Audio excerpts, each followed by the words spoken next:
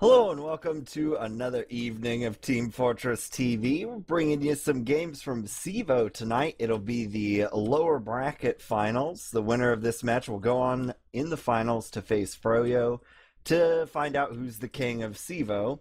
And with me tonight is the venerable, as far as TF2 is concerned, Harbleu. How you doing, What up? Harbleu? Pretty good. Tired, but I'm good. I'm ready for some TF2. Well, that's good. So we've got two teams here. One is playing in ESEA and will be going as third place, methinks. I'm not really certain about that. Second seed. They beat us out for the all-important second seed versus third seed, which is literally meaningless. But yes, they are second. Yeah, it's a nice little feather to put in your hat, though. And so they'll be going as the second seed to ESEA land, and then another team that's not in ESEA that's playing strictly CEVO this season, made up of some pretty good players, I would say, a few invite legendary type figures. So we'll go ahead and go and talk about the rosters. I'll let you pick which one you'd like to do, Harbleu. I'll pick Exertus right now because our team mix-up has scrimmed a lot against them recently. I think we've scrimmed them like every day this week. So I know a lot more about them than I do about the Brad's team, which I don't even know the name of. What's Brad's team called, actually? Something Apocalypse. That's right. I knew it had the word Apocalypse. And I feel like we should probably figure this out before we start, but I'll let you search that while I talk about Exertus. So, on Exertus, we'll just do a straight-up roster rundown right now. We have HL making his return on Medic, who he's actually been pretty hot this season. He's actually really impressed me with this play. I'd put him in top 3 right now, along with Shade and someone else. I don't know who the other Medic that's really good, but Fragile's been good this season. Rando also returning on Pocket, he's been a beast, one of the best Pockets this season. Decimated and Alpha on Scout, who've been a pretty nutty Scout combo. Then we have Mela on Roamer making his return also. And then finally Badonsky on Demo. So, a lot of players from last season returning, Alpha, Decimate, Badonsky, and Mela. But then they also changed their combo with Fragile and Rando, which has been a huge upgrade actually. And Exertus have been looking really strong in scrims lately. And that they have. And on the other side, I figured it out, is Post. And apparently they're saying, "K, we good, so we should do this quick." It's Sezco and Justin on Scout. Milo will be playing Pocket, I believe. Seagull's roaming. And... or maybe not. And we've got Tic Tac somewhere in there, probably playing some Soldier. And I think maybe I think what's going on here is Justin's going to be playing Demo. And of course, Brad Pure Ross on Medic, probably my personal little favorite bit of there, besides Sezco, who I played 2 seasons with, and a pretty good buddy of mine. I'd say I wouldn't be surprised to see Seagull go on Demo also. I'm not sure who they're actually starting out with, but I know Seagull has ran Charge and Charge Demo for them in their past matches, and I'm pretty sure if he demos, he's only going to run that 24/7, so... That's the interesting thing about Post-Apocalyptic. They're not, they don't really scrim. They're not really, a standard team in that sense, but there's just so much talent on their roster that they can kind of just do whatever, and in most cases it ends up working out for them. So they're a really tough team to predict. If I was going to do a prediction, I'd have to go with Exertus, but just the talent in general for Post-Apocalyptic could bring it to them. So I'm going to say 5-3 for Exertus, and it looks like they have gone live, so you can take away on the first mid here. Alright, so it looks like we've got Justin going Demo, and so he's going to be running that Targe and Charge. I'm going to go Sky Eye on this one. Basically pretty passive mid coming out from Exertus so far, playing their own little top. We got a very laggy Seagull coming in hot. He's going to go down right away, but the Fragile is going to get piped out by Justin, making me have flashbacks of a certain demo that used to run the pipe demo all the time back in the day. And now it's just Milo on Scout there trying to make things happen. Nothing will, and that will be Exertus's mid. Yeah, I feel like we're gonna see a lot of mids like that if Justin chooses to keep using charge and charge. Because the thing about Demo Man on mid, having stickies is just so huge, especially on Granary. You know, you can get those early stickies onto the opposing team scout, and you can just do so much damage and open up for the rest of your team. So I expect Exertus to win a lot of mid fights, but now, now that we're at a second hold here, stickies aren't quite as effective, and I think running charge and charge can actually be pretty viable here. As we see Mela actually go down to Seagull, so good defense from Post-Apocalyptic so far. But they have a secret, Harbleu, and the secret is the Fragile has crits right now. Ooh. So it's their decision not to use it so quickly may cost them, but there goes a Justin to the crit rocket. That'll maybe possibly be all they get. I don't see anybody in here at second anymore, so they're going to finish up that cap and put Pure in the situation where you've got pretty much full Uber against a team in second, which it's possible. Milo's going to go down on the outside. That's probably going to put a damper on any sort of push plans for at least a little bit. And Seagull's actually Seagull's going to trade with Decimated in there, so that's 2 down. Yeah, I think I the don't know thing to about keep that. your eye on is Alpha on Spy here. He sees Post-Apocalyptic trying to push up on pipe. He's going to be calling that to his team, and you can see everyone on Exertus is just holding really far back, where they can easily back out. They can force Brad and then just back out. I mean, you actually have Alpha. I'm not sure if he's going to be going for a back cap or that cloak and dagger. He's just going so slow, but his team's in no rush. They have second right now, so they're just going to take their time and see if he can go for the med play on this. Yes, he deftly changed his disguise a few times.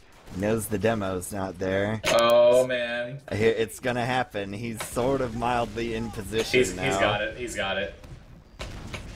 Oh, and you saw Justin shooting at him. Justin saw him on Spy. It was trying to pipe him, but it was just too late. So we're going to see the crits come out from Vedante on left side. That's 3 down for Post-Apocalyptic. Only 2 up, 1 up. That's going to be the round for Exertus. Oh, man.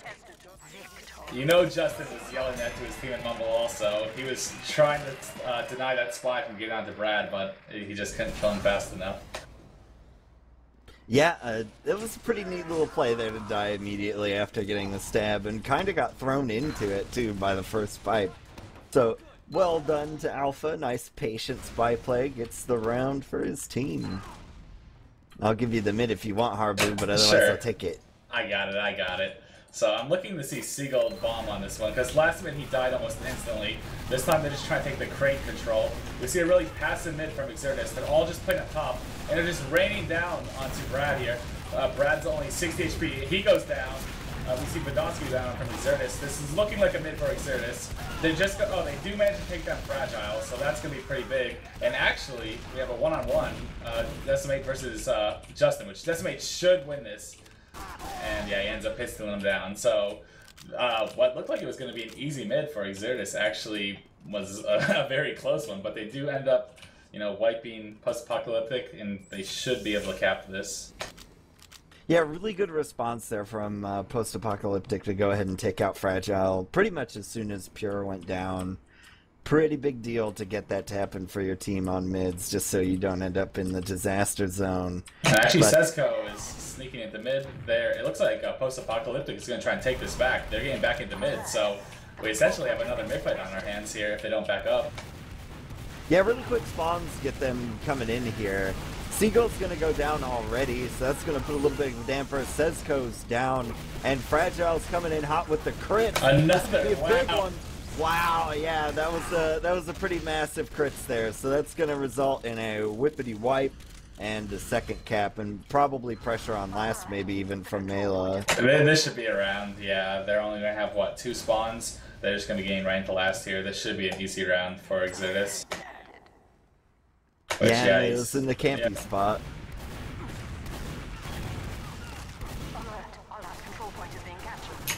I'm loving these crits plays from Fragile right now. They're just completely catching Post-Apocalyptic off guard. Like, Post-Apocalyptic, they were trying to do their own thing, pushing into mid, and I don't think they were even aware that there was a chance that the other team could have bet on crits. So that's 2 fairly easy rounds for Exertus, and you can take away us on this next mid. All right. So I'll do another bird's eye view mid here, since I would feel bad, right? Because the Justin rollout may be interesting, but there's not going to be a lot going on there. So we got Badonsky going catwalk. Nothing really doing yet. We got Soldier getting shot down to the ground. That would end Seagull. Another Soldier trades across. Fragile dodging around there. Already going to lose a bunch of players on Exertus. Only Badonsky left. They just all got killed there in the choke, it seems like to me. And that's going to be an easy mid-win for Post-Apocalyptic and Pure Survive, so... Wow. Yeah, I don't know what they really did differently that mid. I guess, they... Yeah, I'm not really sure how that ended up. I think I saw Justin hit a few lucky spam pipes onto, like, the whole team on Exertus. And it looks like they're already going to be trying to peek into last from upper here, so that was a really easy mid for them. Yeah, we see Justin and Sesko swinging out left here. Milo's going to get himself alpha. There is the fat man on the ground, but he doesn't really do too much with an Uber, although he is still alive. Still shooting nice strong bullet, but no, not enough. Yep. Man. Yeah, that was really good by Post-Apocalyptic. They were finally able to keep their med up on a mid, and they were able to convert it into an easy round. I want to see Justin. You should watch Justin on mid here. Last time, it was pretty interesting where he spammed his pipes from, and I want to see if he'll hit some more people with them. Because last time I'm pretty sure he did a lot of damage with them. Yeah, so he's coming through choke this time. Does a nice little pipe jump. Does the old spam over the boxes in the hopes of getting something. He charges across, hits a Soldier in the meantime. Not really much doing here. Easy little pipe kill there. And that's going to be the end of the mid as the rest of his team basically cleans everyone up on the point. But they do lose Pure. Yeah. That was another really good mid by Post-Apocalyptic. I think it's actually the Soldier bombs. Seagull just got really aggressive into the whole team in the corner there, and the scouts and everyone will just follow up on it. And so they're able to get second from that also. Fragile does have advantage, and it looks like they might try and retake second, which they are. So they should be able to retake second here. And we're just going to probably see a little bit of a stalemate here. Yeah, a little bit of teasing out here and there to see maybe if you can get kills. Seagull did manage to get pretty low there, but I don't think that's really going to be followed up on. He's still quite low, but I don't think they know that the flank is that weak. We do have Decimate pushing in a little bit with the Mela support over on the right side. They get Justin pretty low as well. So I think they're going to try to translate this into a yard push. Seagull's got to completely bail out. He's got 40 health, but he gets taken down by Badonsky. Milo's going to go down at the garage as well. This is the disaster zone of being two-man down. I'm not sure if you just saw that, but a scout just jumped on Tic Tac's head while he was trying to rocket jump and just completely stuffed him. So that Uber from Post-Apocalyptic, they've kind of switched places, and we kind of have a back cap here going on. They might get second from this, and they are able to get second. They're going to try and go to last. Justin's running for it. He charges in. Oh my gosh. He should go down here. There shouldn't be any way he gets this. He's still alive and finally gets taken out. My brain had to process for a second what was going on there. And they take down Fragile also. This is great for Post-Apocalyptic. A nice air shot from Seagull or from one of them. And, oh man. Yeah, lots of running onto the point there. I was pretty curious to see if Justin got on that point, how quick it would go, because there weren't stickies there yet, and he's using the pain train along with his Targe and Charge, so that might have just been enough to get that 2.5 seconds. Maybe. That whole fight in yard there, I was trying to remember which team was on what side, because it looks like Post-Apocalyptic were just falling back to their own second, but it was actually Exertus' second they were capping, so that's pretty interesting. And now we see almost a full advantage. They pop early. Not a lot done with the Uber yet. They run right into the heavy. Sesko goes down early. This doesn't look like it's a great Uber. 3 down for Post-Apocalyptic. They lose their medic. But now we have the heavy from both teams fighting. Just Tic Tac left alive, and Fragile manages to stay up during that exchange. So Exertus should be able to retake second here and have full advantage to push into mid with.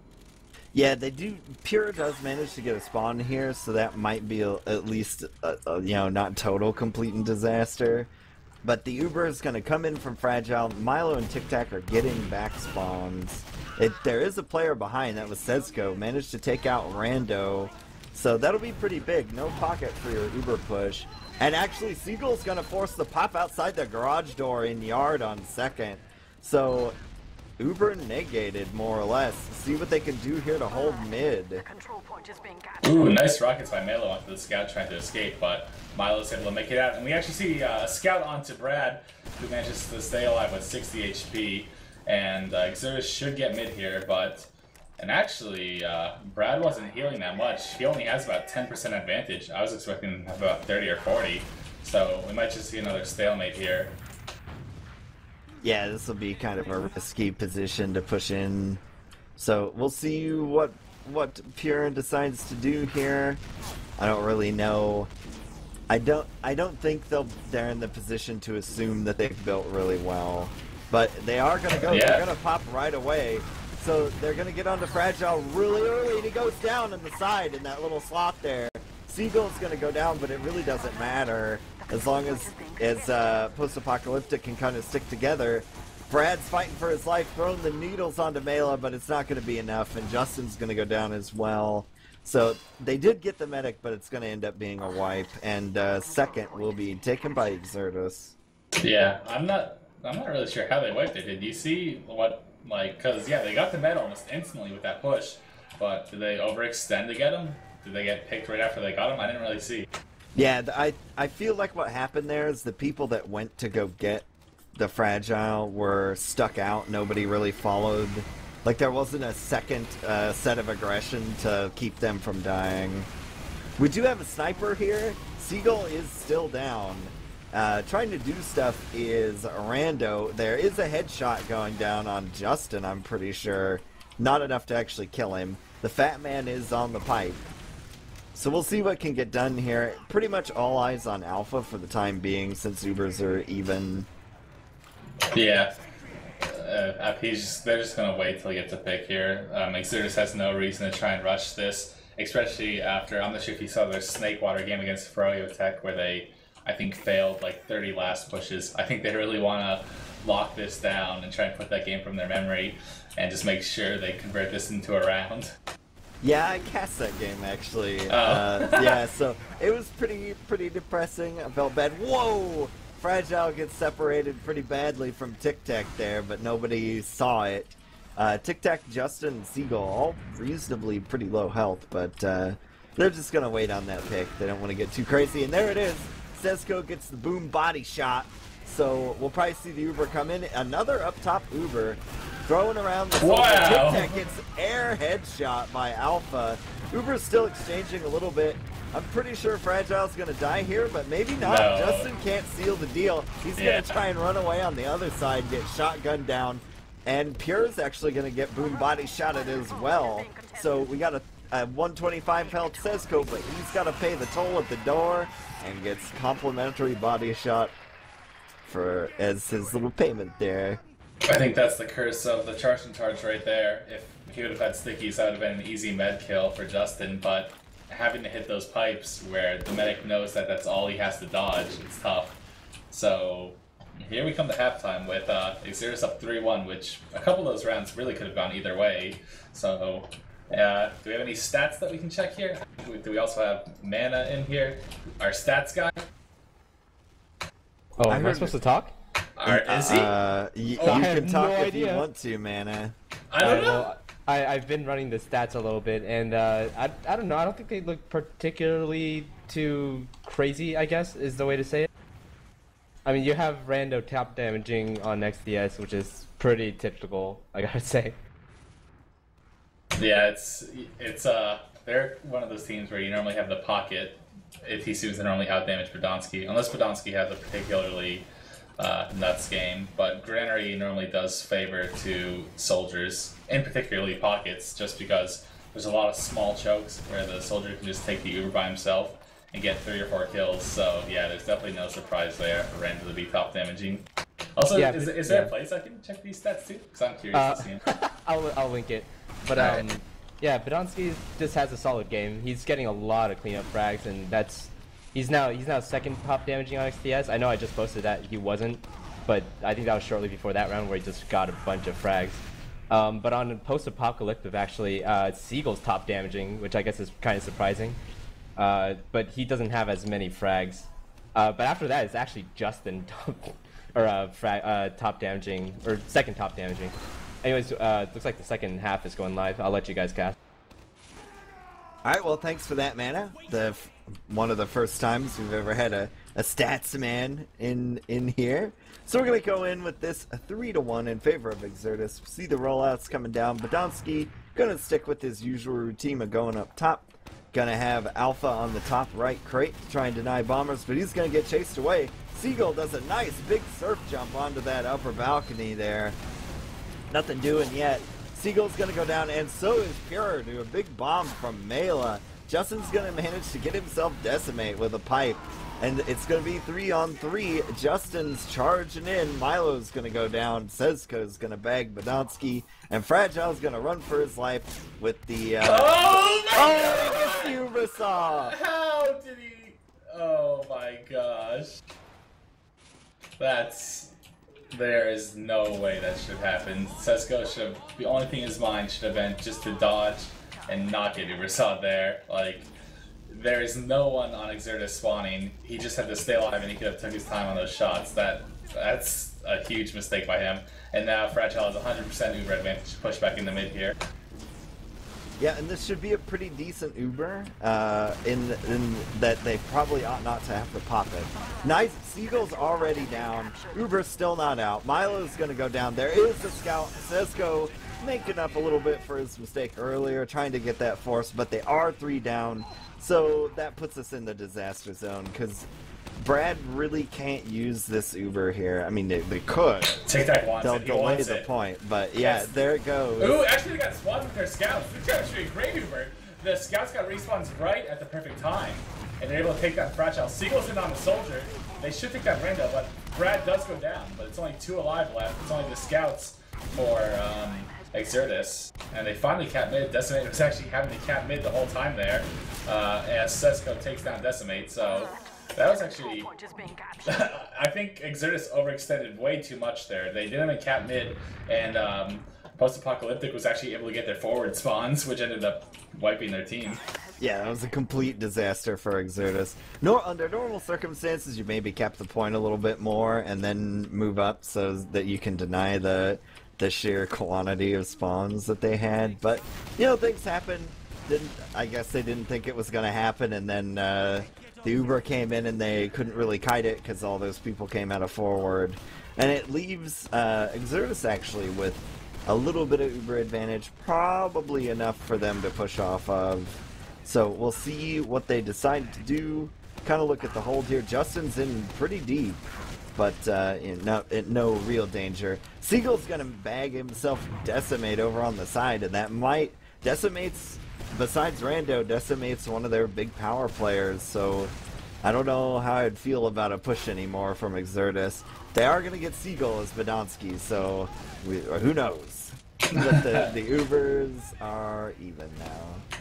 Yeah, this is, we're gonna see that. I mean, they do have a pick, because Decimate's actually respawn. And Exertus, they are trying to push in the mid here. It looks like Rando, this isn't gonna be a good Uber. They got forced way too early in their garage. Rando is just gonna force Brad. He's gonna try and get out. There's no way Rando's getting out of this one. And they're just chasing down Fragile. They do take down Fragile. Great Uber from Tic Tac. Rando also goes down, so the combo is down for Exertus.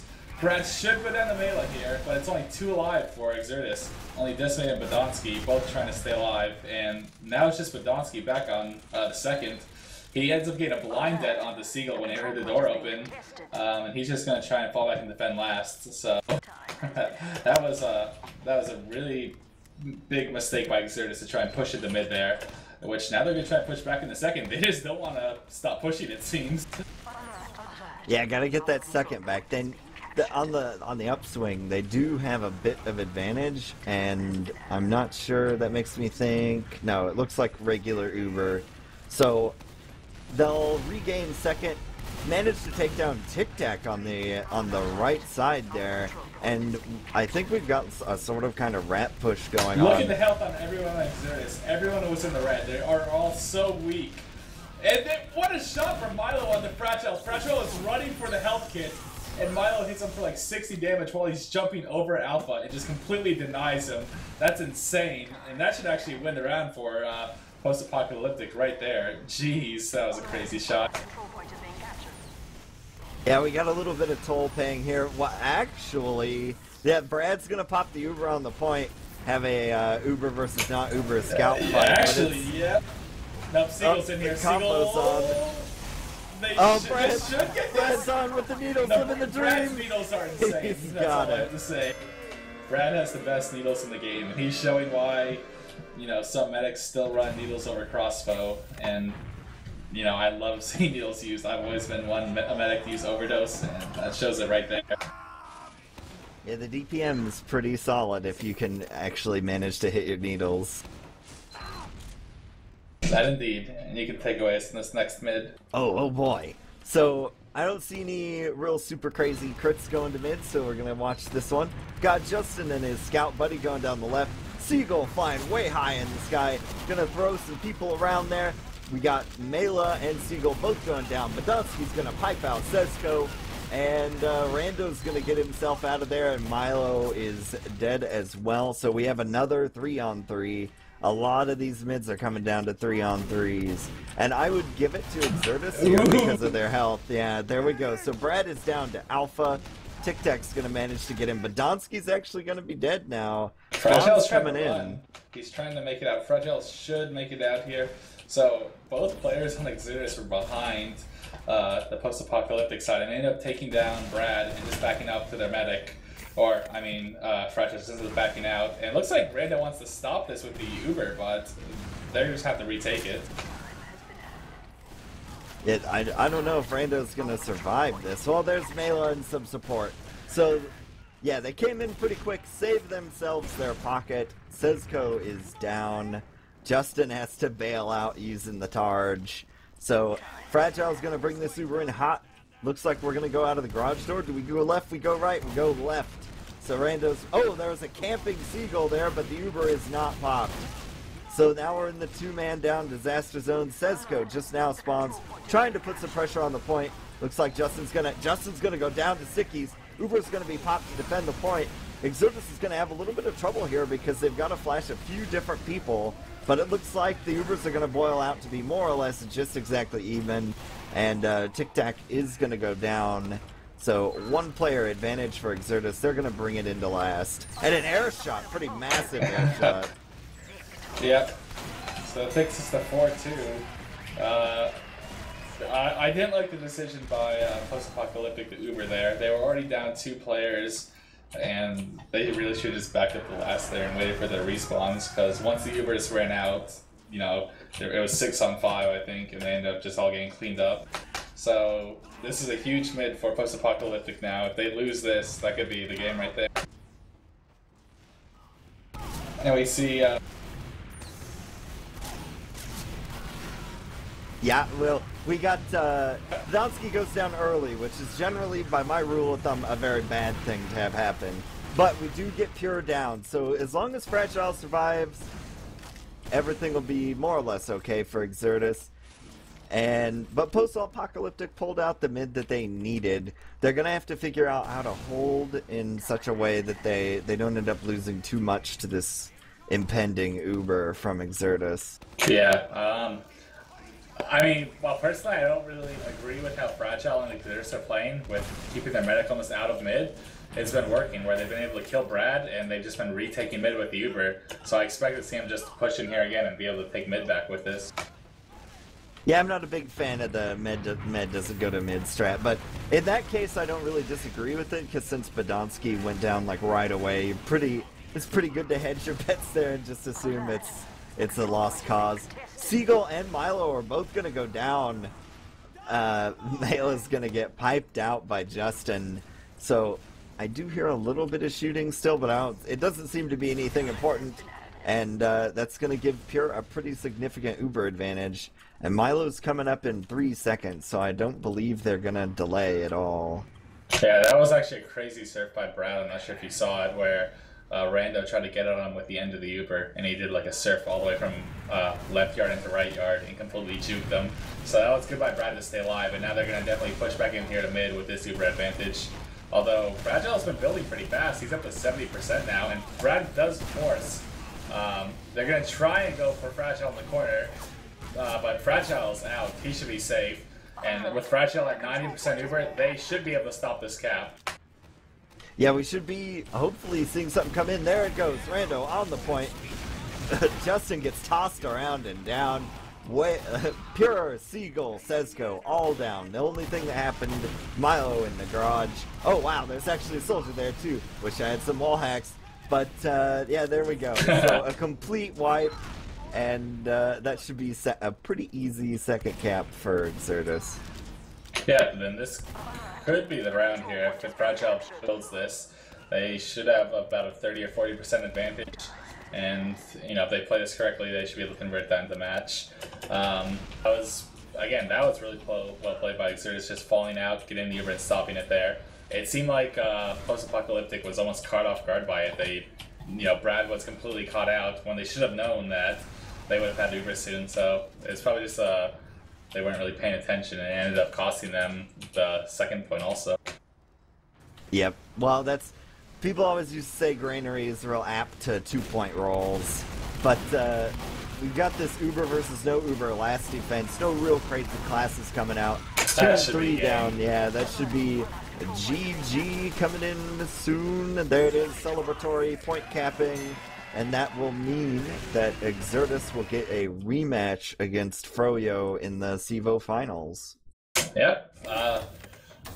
I think that match went about how I expected. I feel like if Justin or whatever demo for Post-Apocalyptic, whatever, if they would have ran stickies, it most likely would have been a much closer game. Because on most of the mids that I saw from the red demo, or Post-Apocalyptic one, he didn't really do much damage. Like, he sometimes got a random pipe kill onto a scout, but if he would have been running stickies, he would have been able to take down a lot more players, or just made a lot more openings for the rest of his team. Because what was basically happening is the soldiers for Post-Apocalyptic, they were basically forced to go in by themselves without being able to, follow up on the demo's damage. So I think, especially on Granary, that was probably the deciding factor of it. Yeah. And you'd see it a lot of the time where Seagull would go in, and then that was like, if Seagull didn't do it, then that was pretty much just it. But occasionally it turned out for him, but, every now and again, not so solid on the mids there. And Fragile just didn't at a lot of the mids either, so, and that's pretty problematic for the other team when the med keeps escaping mids. Yeah. It just seemed like Fragile either didn't commit, which, and like I said, in most cases I would not agree with that at all, but the fact that even though Seagull's telling me that their team won most of the mid fights, even though, Post-Apocalyptic might have capped mid first, Fragile almost always had that 100% advantage, and they just would instantly re-push into mid and take mid back, and if not, also take second with it. So, I'm not... I can't blame it if it worked. They did win 5-2, but it's not a style that I would play personally. Yeah, I wouldn't be a particular fan of it either. Hiding behind a wall simulator is not really, not how I'd like to spend an evening, Harbleu. Definitely. Do we have any final stats from this? I think there was a link earlier. I just want to see for myself who went hot. Because from what I could tell, it definitely seemed like it was the soldiers from both teams just going nuts. Rando and Tic Tac both playing pretty well. I think Mela was also the roamer, just like all of them. I think it was like soldiers in general. It was just a crazy soldier game. It definitely was. Both soldiers top damage on both their teams, followed by demos, followed by scouts. Another big stat that caught my eye is Milo having 28 frags. So he had a pretty monster game. Whew. And he was playing scout, right? Yes, that's correct. I noticed Milo getting a lot of good, just single picks, or he was just, winning most of the one-on-ones I saw. So, yeah, it's definitely not surprising at all. Milo's proven that he's a pretty beast pocket, and he's also showing that he's one of the best scouts in the game, too. Yeah, I've been impressed with Milo coming around. It was a shame not to see him in the ESCA this season, but he made it happen in CEVO, so I believe that means that they're third place. Reasonably certain that that's a third place finish for Post-Apocalyptic. Pretty solid, all Yeah, things considered, since they didn't really. I'm given to understand that they didn't practice super hard. yeah, I definitely think that's not a result that they can complain about. I'm sure they felt like they could have won that match, especially because a lot of it was there were a lot of back and forth plays that if they would have been like one frag differently, it could have easily been a 5-2 in favor of Post-Apocalyptic. So I think they might be a little disappointed that they lost it, but coming in third place with basically not screaming from what I can tell, that's definitely a good result for them. But yeah. Do you have any other words for if we them? have any other, I'll give you the, if you have anything in particular you want to say, Harbleu, welcome to. Also, shout outs at the start now to Mana, who has been the stats guy, just watching the stats, chilling out. Yep. Shout outs for that. Personally, I don't have anything really to say more about it. I'm looking forward to the CEVO finals for the rematch for that. Like I said, that Snakewater game, it felt like Exertus also could have won that if they wouldn't have failed so many last pushes. So I think that's going to be a really close rematch. And I'm just really looking forward to TF2 in general this upcoming summer. Lately, I haven't really been super invested into the game, but with ESCA LAN coming up, and then also GXL, which is apparently going to be nuts with all the teams signed up. It's a good time for TF2. That's all I gotta say. For a while before this ESCA season started, it looked bleak just because we weren't even sure if there would be ESCA, and we weren't sure how CEVO would turn out. But it's looking like it's all good, and I'm looking forward to it. Yeah, pretty solid in general. I'm excited for GXL, particularly if all the really nice bits come down and it ends up being a sort of American I-52 to a degree. But we even have I-52, right? So hopefully, maybe, yeah. possibly. I know. I guess speaking personally for our team, I know a lot of our players are going to be going to GXL. I think we might be going as a team. So I would love to see maybe a European team come to it if it gets big enough, because I know it's like $20 buy-in, and so people are putting forward their own money and everything like that. So there is at least one team coming in, and they're called TEZC, the Enigma Zone Crew, and they actually won Info Show LAN in Lithuania just recently. that's sick, man. Oh my gosh, it's gonna be good times. Everything. Yep. Yeah, I-52. I just double checked the list, and I just double checked the list, and it looks like there's at least 140 paid people. Yeah. It's pretty nuts. So for plugging, I don't have any set data, but you two probably know better. When is GXL? I know it's in Pittsburgh, right? It's not technically in Pittsburgh, but it's really close to it. It's in like Oaks, PA, which I think is like maybe an hour away or something. But I think it's October sometime? Early October? Mid-October? Yeah. Let's just bring up the thread. How about that? October 10th to 12th. Ah, there we go. Yep, so that's correct. We do have a thread on teamfortress.tv if you'd like to go learn some more about that and maybe show up yourself, or pass some support along to the players and hopefully full teams that will be showing up. So that should be pretty cool. We've also got a few other things down in the offerings besides, of course, CEVO finals will be soon. Don't know exactly when because the teams have to sort that out, but it should be soon, very soon. And then I assume the next thing on the calendar is ESCA LAN in Dallas. Harbleu, I would assume you know when that is. I think there's also actually that Twitch TV tournament that Twitch John's putting together. So I think that's going to be like... You said next thing on the calendar, and what comes before it comes ESCA? first? Yeah, exactly. Oh. See, you would have just completely messed it up. I think that's coming like the week or two before ESCA LAN. I think. Maybe I'm completely wrong and I sound like an idiot. But... I recall this. Yeah, it's the weekend before LAN. I'm pretty sure. So I almost forgot about that too. So yeah, there's a lot of TF2 coming up, and I'm looking forward to casting, watching, just being involved with the scene in general for it, because it's going to be nuts. Yeah, there's there's a lot to do. You'll probably be hearing some more from myself and Harbleu, maybe even Mana, before we're all said and done, because that's going to be quite a lot of TF2 to try and get across. But unless we have anything else? No, probably not. We're pretty talked out, I imagine. I think so. All right. So for teamfortress.tv, this has been Marxist and Harbleu. Special shout outs to Dash on the cameraman and Mana the Stats Guy. Have a good night.